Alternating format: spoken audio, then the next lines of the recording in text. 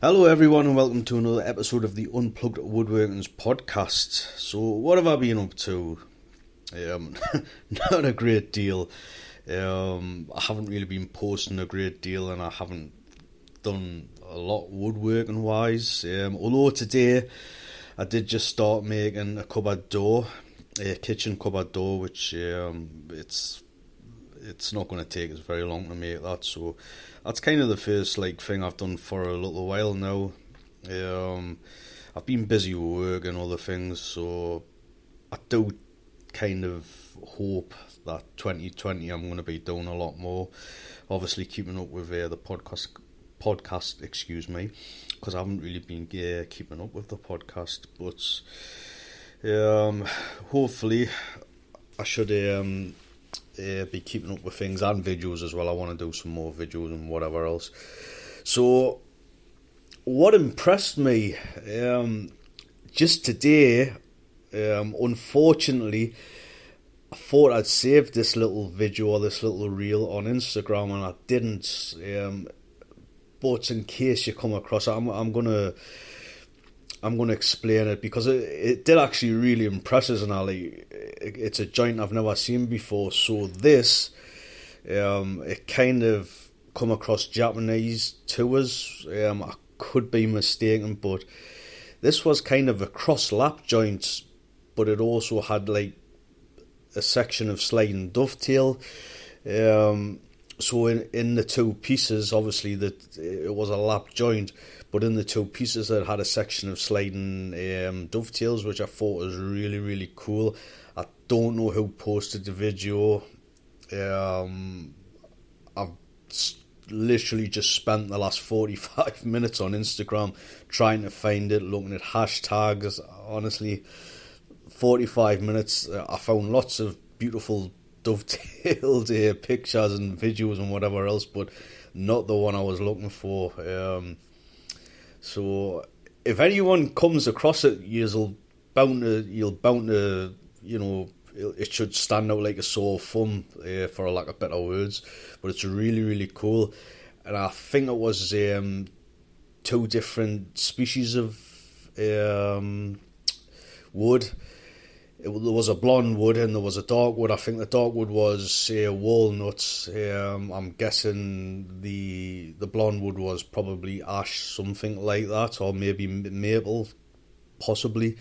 But if anyone does come across it, if they send us a message or whatever, or tag us in it, it'd be really cool, because I'd like to show everybody, or at least give everybody the opportunity so they can go and have a look at the video, or the joint roller, because the joint was very, very cool. Never seen a joint like that. Obviously, I've seen half lap joints with housing joints, which I've done myself numerous times, but never with a sliding dovetail. Very, very cool.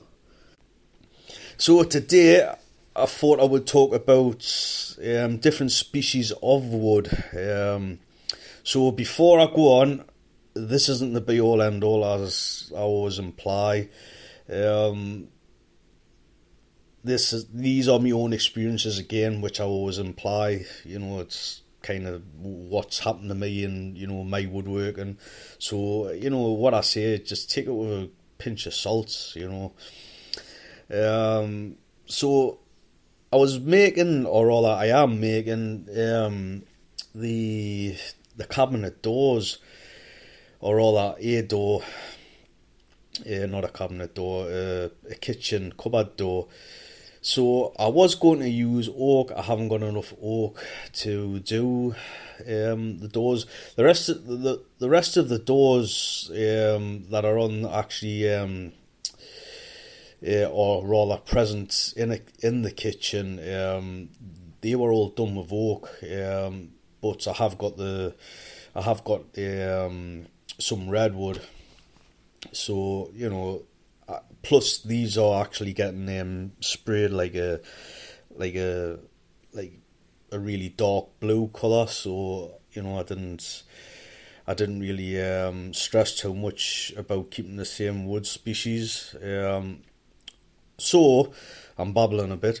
So as I was doing it, or all I'm making, it's been such a long time since I've used softwood. This is European redwood I was using. So, you know, it was kind of good to use it. You know, a nice little change. So, you know, I thought I'd talk about the different species and, you know, the way it works or the way it works for me and whatever else. So, I was sawing it into its thickness. So these were lengths at maybe I can't quite remember the lengths I was ripping, but I was using me Ryobi, me 240mm blade. So it's, in essence, it's not really a big blade, because there is the bigger blade. I think the bigger blade's like the big monster thing I've got, which I don't use. Yeah, it's very rare I use that now. But that's like, I think that's 300, and it looks very intimidating actually. But yeah, so as I was ripping through this this piece of European redwood, it was just like kind of going through like butter, like the speed at which it went through. So typically, for me anyway, if I'm ripping any sort of material, like the redwood, the European redwood, or even some spruce, it does kind of go through rather quickly. With with a decent saw, as long as it's like half decently sharp. Yeah, as it happens, this is a relatively new blade that I've got on me Ryobi saw, so it did go through quite quickly. I will say with the likes of species in the pine family, like the European redwood or the spruce, they kind of, for me at least, they tend to bind a lot more. Not bind. Maybe the saw bind. I'm not talking about so much nipping, not the wood nipping and binding in that way. I mean, kind of like I've just got to lubricate the saw more. Whereas oak, I don't tend to have to lubricate it as much. But I found with this, I had to do it more. That might be something to do with the sap. I mean, obviously you get your pockets of like resin and stuff. I'm not, it wasn't like that. I just think it tends to be more oily. If that's the right way, or the right way to use with the European redwood. But it does tend to need more lubrication. Also, what I found when I was ripping as well, and it's never really occurred to us, but obviously when it did occur to us today, obviously it triggered my memory, and this happens like all the time when I use like a sort of pine or European redwood, which it normally is. It tends to clog the saw teeth up rather quickly. Yeah, so I've got to clean the or rather remove all the sawdust again. I don't know whether this is to do with it being more oily, or just the structure of it. I mean, because if you compare it with oak's more porous. It tends to, it doesn't tend to like gala as much as the European redwood. That's only the way I can really describe it, I think. Another thing with pine as well, I find that although it being a softwood, your tools have got to be quite sharp to work it. The likes of your planing or chiseling, you have, like, the tools have got to be sharp. Whereas if you compare it to the likes of oak, in my experience, and this might sound illogical, but you can actually take the the likes of a number 4 plane or a number 5 jack plane, and that can be, the blade can be duller, and you can get better results with the oak than you can with the pine. Whereas logic, or at least the logic in my head says that the oak is harder and the pine is softer, so you should be able to get away with it being, being duller with the pine than rather with the oak, but it's actually opposite. That's what I found. So with chiseling, if I'm maybe removing a corner, anyone that follows us will kind of know like my routine for removing a corner on the end grain of a board. So I usually just draw the line, use my chisel, and then I finish up with like a Shinto rasp and then a file, maybe a bit of sandpaper. So this type of task, it's like really, really quick. Where I do find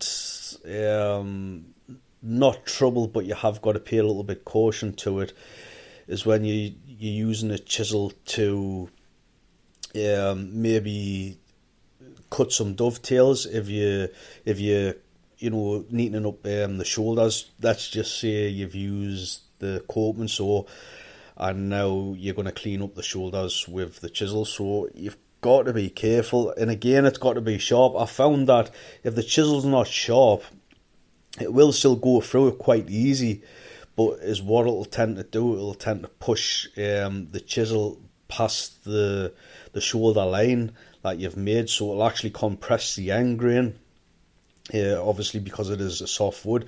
Whereas if you do this with say oak, you'll get away with a lot more with oak. I mean, I find that in general, oak kind of a lot more forgiving with a lot of things, whereas I think pine's not, or at least the European redwood's not. It's kind of funny with the European redwood because like there's a lot of stuff you can get away with, and there's a lot of stuff that you can't get away with. It's a bit of a funny one at times. So another thing with the European redwood or the spruce wood, which is kind of what I tend to use, or rather what I can get my hands on, it's notorious for warping. It's like it's really bad for warping, especially cupping. I don't tend to see a lot of twisting in it. Not in the boards anyway. I do tend to see twisting in the construction lumber, like the likes of your 4x2s, 6x2s, 9x2s, things like that. I do tend to see a lot of twisting in those. The boards are, in my experience, I don't tend to see a lot of twisting in them.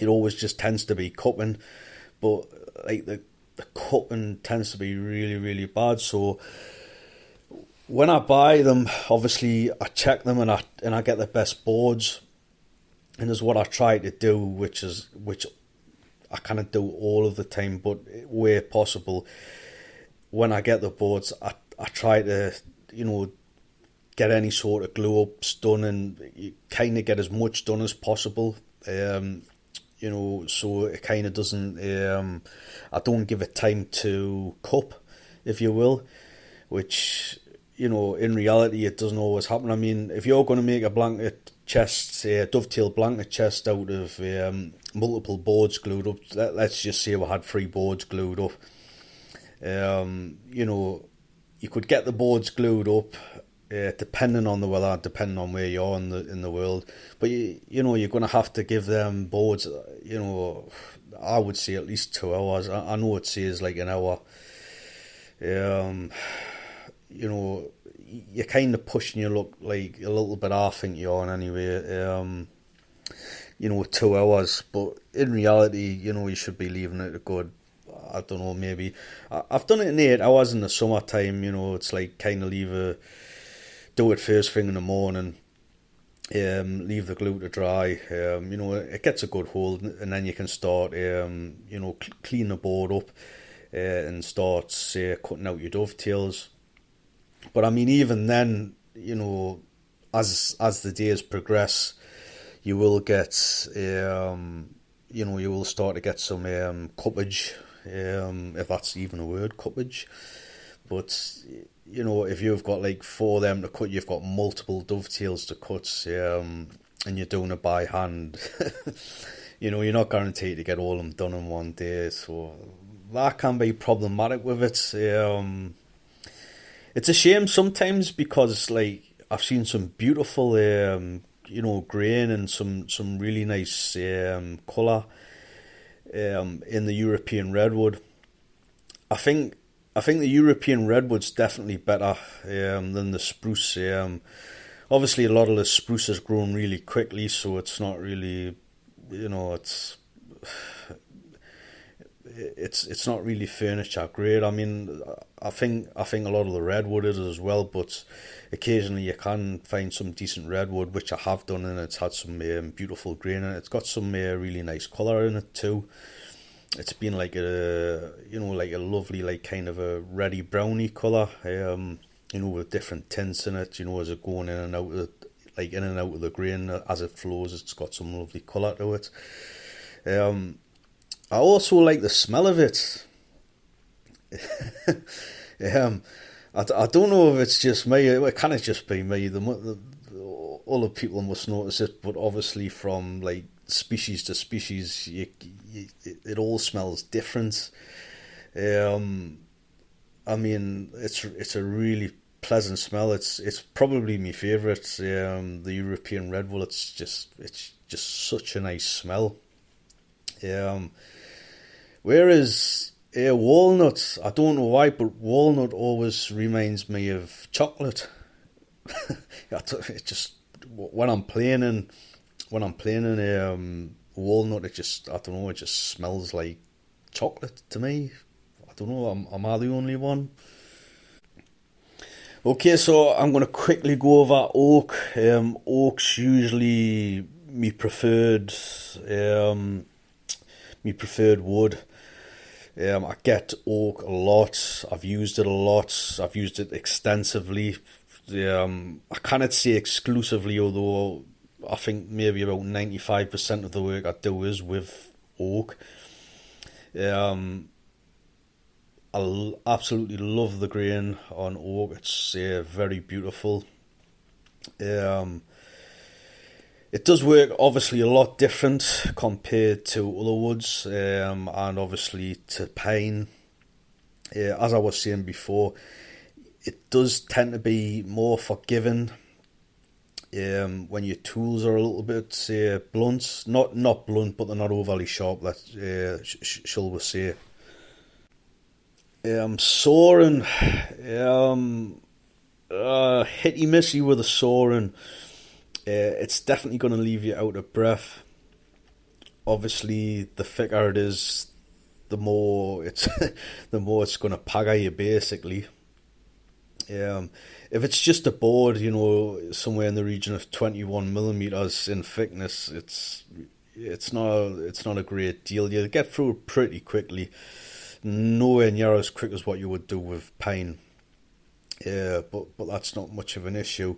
Now, if you compare this to, let's say, beech or ash, they they are gonna like really, make you work like basically soaring. It's gonna really put you out of breath, or at least it has done with me. I think one of the most tiring ones I've done is probably soaring an ash board. I think the ash board was somewhere in the region of like an inch thick, took like 25mm, and it just seemed like the saw wasn't doing anything. It just seemed like it wasn't going anywhere. But ironically, the saw was brand new, So there's a reason, different woods are used for different things, where like ash is used for like tool handles, axe handles, things like that. It's really good for things like that. That is one thing I wanted to do. I did actually want to make myself some new pegs, because obviously ash is tougher than oak, and all of me pegs. I was going to say all of me wedges, but I have actually got a beech wedge. But that's kind of good as well. The beech, and I have got a little bit beech left off a big like block, a chalk, what a friend gave me. So I think it's going to be either one of them. I'm going to like do some pegs and some more wedges, but they're a lot. It's a lot better, the ash or the beech, than the oak. I mean, because it kind of depends. Oak can be quite porous, and the grain can be like separated, if you will. Obviously, it's not separated, because it wouldn't be together if it was separated, but. It's not really close, the grain, but at the same time, I have come across sections of oak, and they've been super close together. I have actually got a wedge, and it's my tapered wedge, and I've had this tapered wedge. I've talked about this tapered wedge before. This is this is noticeably tapered, and I would, if you're using a Roma workbench and you're using the peg and wedge system, I would highly recommend you actually have at least one wedge where it is like quite it is quite tapered. I'm not talking about a spike taper, but a kind of it's noticeable, shall we say. It's noticeable in like by eye. So this one, I remember when I made this one, because this one was like the grain was so close together. Even the end grain, when you looked at the end grain, I can remember making it. I can remember looking at it and thinking, how close are these? The grain's just so close, so tight together. If you are lucky to get like grain like that in oak, and you can, and it does happen, it's really good for things like that, for pegs and for legs. But sometimes the grain can be like really like not close together. You've also, or at least I've noticed sometimes when you're getting killing dried oak, it can almost seem that it's been overdone in the killing. Like overly dried. I don't know if that's a thing, because obviously I know when it comes out of the kiln, it reabsorbs some of the moisture, and obviously throughout the year it'll take in moisture and it'll lose moisture, like most woods do that to a degree. So, using the chisel with the oak, I will say, obviously, I've said it earlier in this podcast, that you can get away with the chisels and the planes not being as sharp, or like not overly sharp. But obviously, it is helpful, if the chisels are sharp. And I said before as well, when you're using a chisel for the shoulders, see on the we'll use the same example on the dovetails. You're still gonna like get that chisel moving the knife wall or the shoulder line ever so slightly, but it's going to be nowhere near as much as what you would get with like the pine. So you can be a little bit more aggressive when you are removing, sections of the shoulders. Obviously after you've used the coping saw, if you haven't really stayed close to the shoulder line or the knife hole when you've been cutting the shoulders. Some people don't, some people do. Personally, I try to get as close as I can to the shoulder lines, but sometimes you veer off, sometimes, you might have a couple of millimetres or even 3 millimetres, or at least I do sometimes if I'm kind of not paying attention or I'm whatever I'm doing. So tear out can be a bit of an issue with oak. I find with oak, or really with most woods, you have got to pay attention to the grain direction. Although with pine, I will say that you can get away with a lot more with the pine. It just kind of gives you more resistance when you're planing, or at least in my experience it does. You don't really tend to get like tear out, or at least I haven't. If you've got quite a sharp plane, which I would recommend when you're planing with, pine, you don't really tend to get it, or at least I don't. Whereas with oak, you've got to really pay attention. In my experience, anyway, it's so easy to tear it out. Sometimes you can't really avoid this. There might be a bit of a live knot on the edge. If you're playing in it, you might have been able to, if you're gluing boards up together, you might have missed it, and you might, because sometimes when you've got live knots, it's better to, put that as a glue joint. If it's just like the one knot, it's not a big deal, but it gets it from the edge. That depends what you're doing. I mean, if you're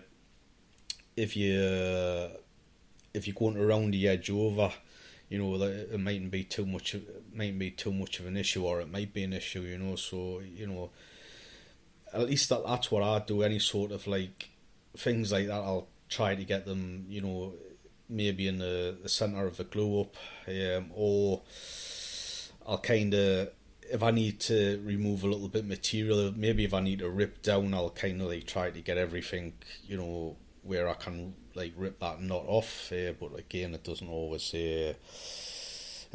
happen like that. So obviously, when you've got the knot there, you might be planing in the direction that the grain's actually rising, where it hits the knot, and then obviously on the other side of the knot, it's going to be kind of going the opposite way. So sometimes you will get tear out on that, depending on how great the grain is, or how severe the grain is rising towards the edge of your plane when you're planing.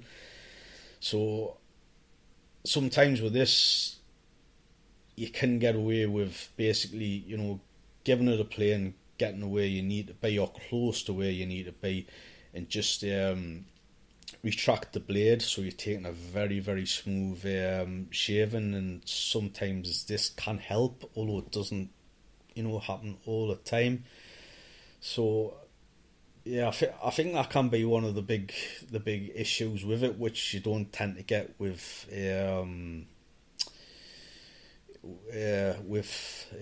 pine. It's the same with walnut, or at least for me anyway. I don't tend to get a lot of tear out with walnut. Not that I've used walnut extensively, but I've used it enough times to know that I don't really get tear out with it. I may have just been lucky with the walnuts, but yeah, it's oak's definitely one. It's still a lot better than Sapele. So I've had absolute nightmare with Sapele. Am I saying this right, by the way? Because I got it wrong off someone. Someone sent us a little video on Instagram, in the basically it was a pronunciation of because I was calling Sapele, but I'm pretty sure it's called Sapele. I might be wrong because it's got like the e on the end, hasn't it? Sapele. So I'm gonna call it Sapele. So I've had absolute nightmares with this. I did actually I did actually post a video. This was some time ago. I think it might have been when I was making me three-legged Roman workbench, or when I was like kind of experimenting with it, and I was edge planing it, for the glue up. And this was a nightmare. It's like if you looked at the grain was kind of, it looked like the grain was like running slightly up away from myself. So anyone that uses planes on a regular basis knows that sounds, I kind of want to be planing in that direction, because if the grain's rising away from us, everything should be good. So when I was actually planing that way, I was getting horrendous like tear out. It was like baffling us, because I was looking at the grain and I was thinking, but the grain's rising, why am I getting tear out?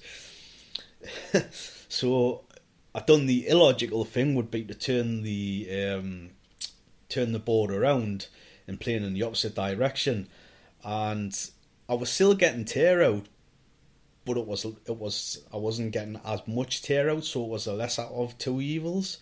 So that was quite bizarre, but I've had like that's quite common with the Sapele I've used. Also with the face planing as well, that's been horrendous in some of the Sapele I've used.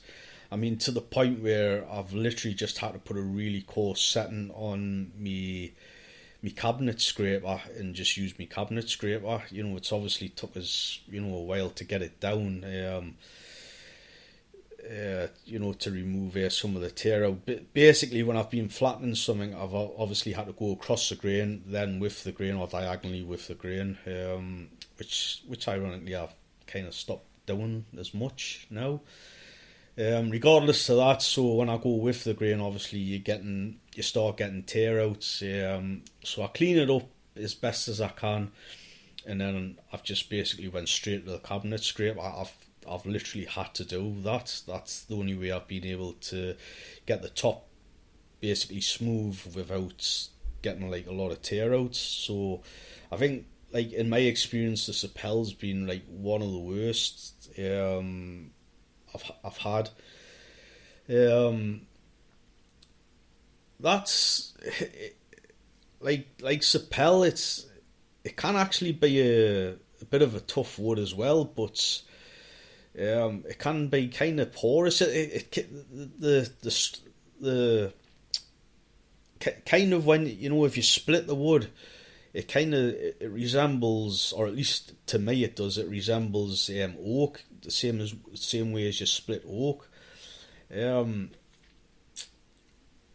I've pretty much built about, I think it's been about 4 like benches with Sapele. I have had a few issues with it. Probably one of the issues I've had is with the notch. When I've been wedging the notch, I have actually I've actually split the wood ever so slightly. There's like been cracks, and this has happened on the last bench that I made. Bearing in mind that the notch itself is probably, I think, is it 4? I can't remember I think off the top of my head it might be about 14 inches from the edge of the bench.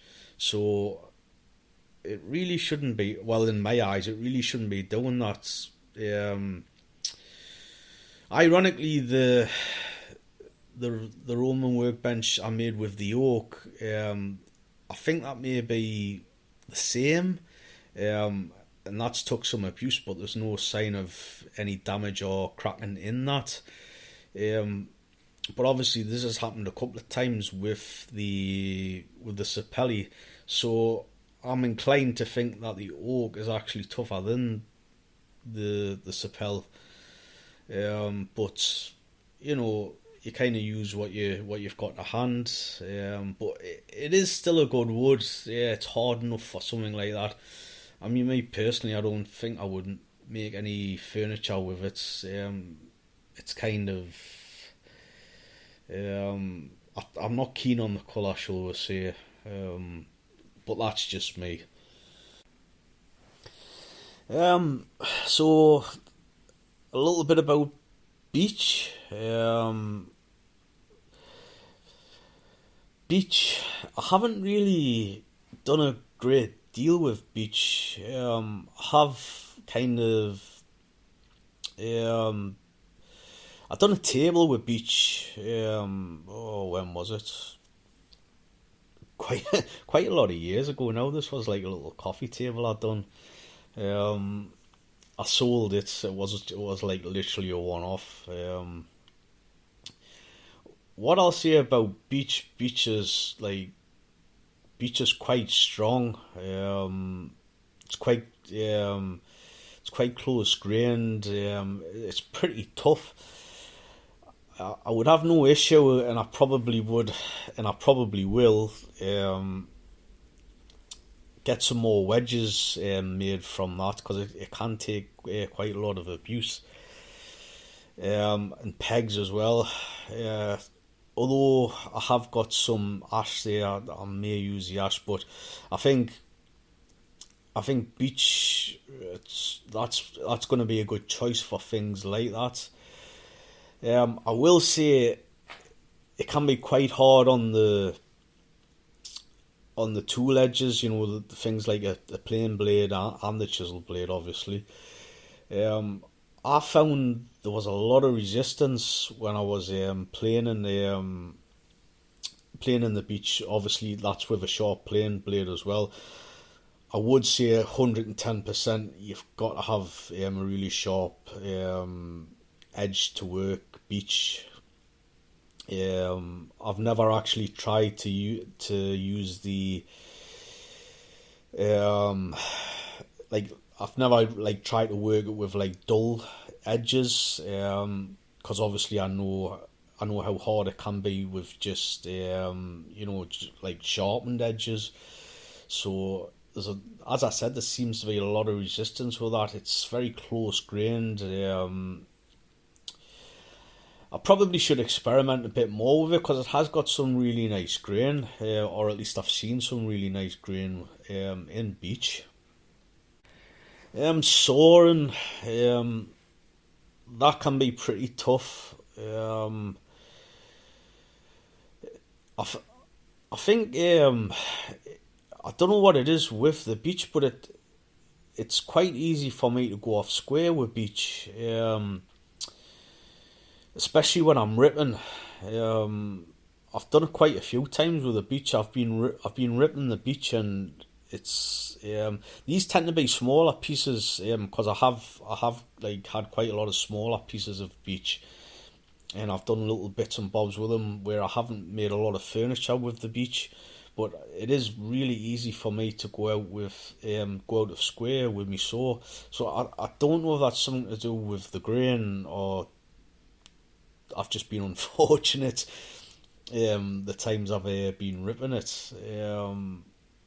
But yeah, I would like to do a bit more with beech. Ash, ash. I haven't done a great deal with ash either, to be honest. I did make a dovetail blanket chest. I made that quite a few years ago now. Um, that actually put us off using ash because I had terrible tear out, really bad tear out with that.